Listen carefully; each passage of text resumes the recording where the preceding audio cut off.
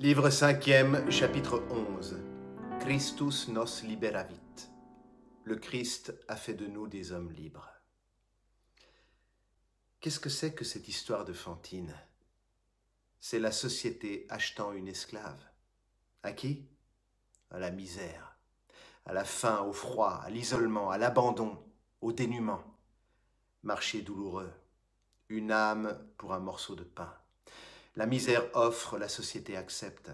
La sainte loi de Jésus-Christ gouverne notre civilisation, mais elle ne la pénètre pas encore. On dit que l'esclavage a disparu de la civilisation européenne. C'est une erreur. Il existe toujours, mais il ne pèse plus que sur la femme, et il s'appelle prostitution.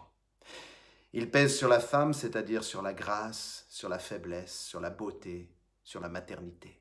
Ceci n'est pas une des moindres hontes de l'homme.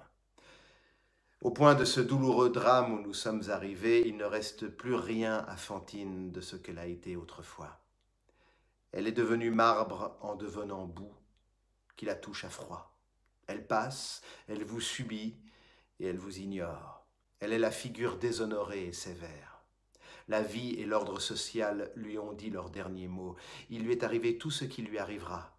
Elle a tout ressenti, tout supporté, tout éprouvé, tout souffert, tout perdu, tout pleuré. Elle est résignée de cette résignation qui ressemble à l'indifférence comme la mort ressemble au sommeil. Elle n'évite plus rien, elle ne craint plus rien.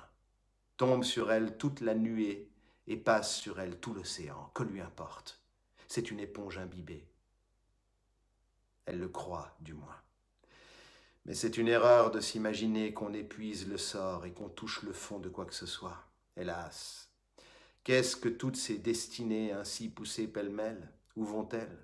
Pourquoi sont-elles ainsi? Celui qui sait cela voit toute l'ombre. Il est seul.